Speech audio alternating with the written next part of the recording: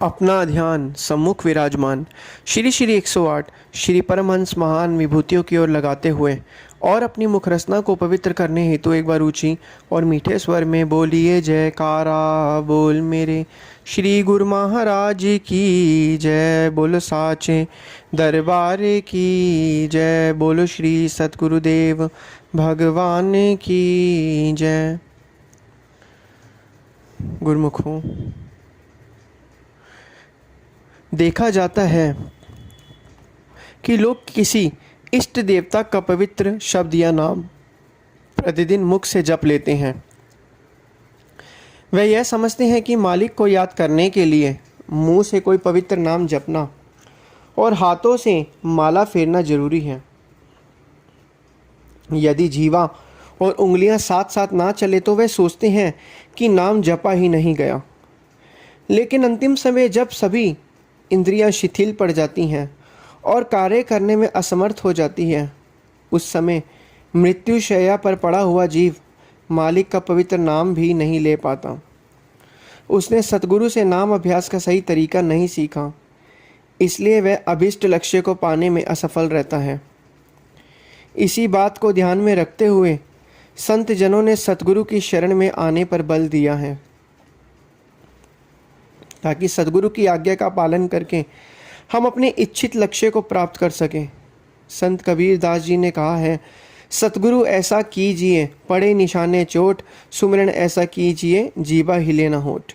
श्री कबीर साहिब जी अपने वचनों में फरमाते हैं, अर्थात ऐसे सतगुरु की शरण में जाओ जो तुम्हें तुम्हारे इच्छित लक्ष्य मुक्ति की ओर ले जा सकें।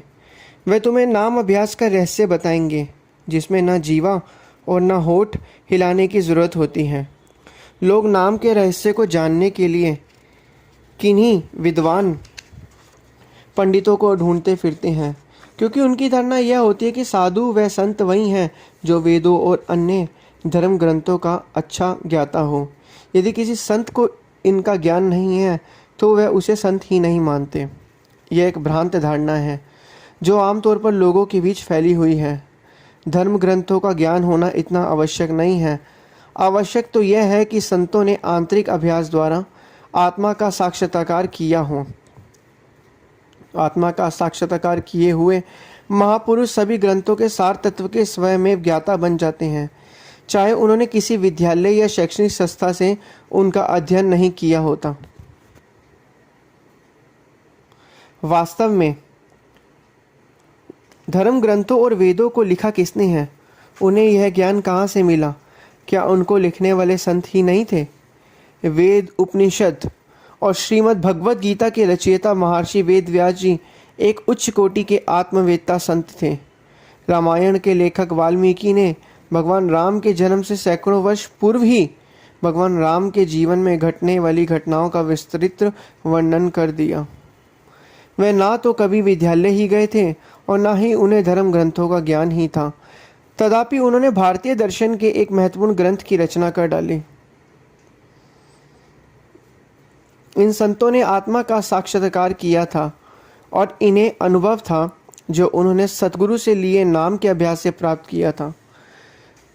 जन्म साखी श्री गुरु नानक देव जी की जीवनी में यह कहा गया है कि जब श्री गुरु नानक देव जी को विद्यालय भेजा गया तो अध्यापक ने लकड़ी की स्लेट पर वर्णमाला के कुछ अक्षर लिखे और बालक को उन्हें याद करने के लिए कहा, परंतु बाबा नानक ने याद करने से इनकार कर दिया। अध्यापक ने उनसे बड़े प्रेम पूर्वक पूछा कि वह पाठ याद करना क्यों नहीं चाहता, जबकि दूसरे छात्र बड़े शौक से याद करते हैं और उसकी आज्ञा का पालन करते हैं। बाबा नानक ने उत्तर दिया, मैं झूठी विद्या को सीखने नहीं आया हूँ। बेचारा अध्यापक इस उत्तर से हैरान हो गया। उसने उनसे पूछा, तुम कौन सी विद्या सीखने आए हो? उन्होंने कहा, सुनो, मैं तुम्हें वह सच्ची विद्या बताता हूँ। यदि तुम मुझे वह विद्या सिखा सको तो ठीक है, नहीं तो मुझे झूठी विद्या नहीं सीखनी है। 5 वर्ष की आयु में बाबा नानक ने निम्न पद कहा, जाली मुँह घसी मसु करी, मति कागदू करी सारू, भाऊ कलम करी चितु लेखारी, गुरु पूछी लिखू बिचारी।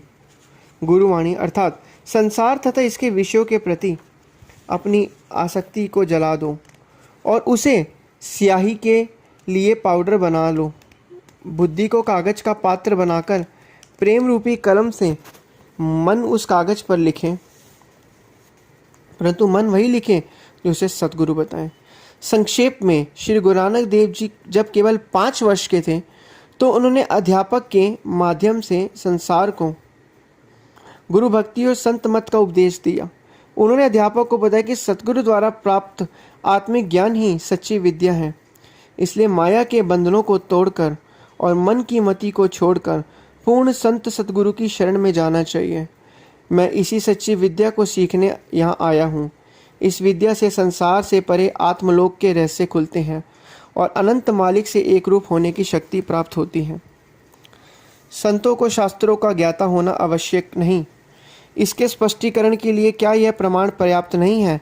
बाबा नानक और उनके समकालीन कई संत हुए, जैसे श्री कबीर दास, नामदेव, संत तुकाराम और जनाबाई आदि। इन संतों ने ना कभी विद्यालय में जाकर नियम पूर्वक शिक्षा प्राप्त की और ना धर्म ग्रंथों का अध्ययन ही किया, और उन्हें इस लौकिक ज्ञान की प्राप्ति में अपनी शक्ति को लगाने की आवश्यकता भी क्या थी, जबकि वह स्वयं ही ब्रह्म विद्या या अध्यात्म विद्या के ज्ञाता थे। संत कबीर साहिब जी व नामदान जी के पद तथा श्री गुरु ग्रंथ साहिब में लिखी हुई श्री गुरु नानक देव जी की वाणियाँ उनके आध्यात्मिक सूक्ष्म ज्ञान की स्पष्ट प्रणाम है। ईसा मसीह, ध्रुव प्रहलाद, भिलनी तथा जनाबाई अपने समय की महान उच्च आत्माएं थीं, परंतु इस बात का कहीं भी कोई प्रमाण उपलब्ध नहीं है कि उन्होंने किसी विद्यालय में जाकर नियम पूर्वक शिक्षा ग्रहण की हो।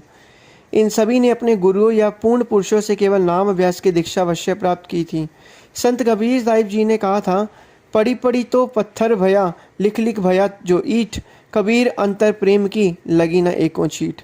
शिक्षित लोग पत्थरों और ईंटों की भांति ही जड़ हैं, अर्थात उनसे बेहतर नहीं है, यदि उनकी विद्या और उनके हृदय में सर्वाधार मालिक के प्रति प्रेम नहीं जागृत करती।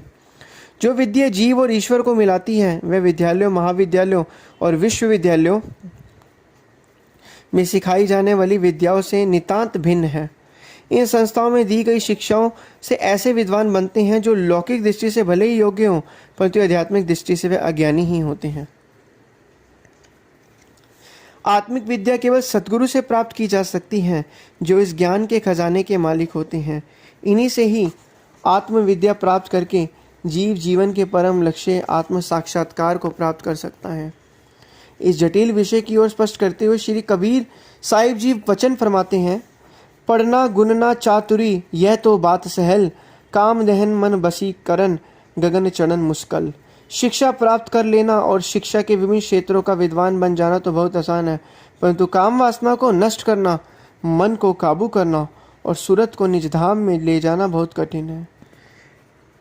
सत्य ज्ञान की आवश्यकता पर बल देते हुए परम संत कबीर साहिब जी कहते हैं कि उच्च शिक्षा ग्रहण कर लेना और शैक्षणिक योग्यता प्राप्त कर लेना कोई मुश्किल नहीं है, और ना ही संसार में बौद्धिक उपलब्धियों के लिए पदक प्राप्त कर लेना ही कठिन है, परंतु आत्मज्ञान प्राप्त करना, काम क्रोध लोभ मोह अहंकार आदि शत्रुओं से डटकर मुकाबला करना और मन पर पूर्ण नियंत्रण का अभ्यास करना अत्यंत कठिन है।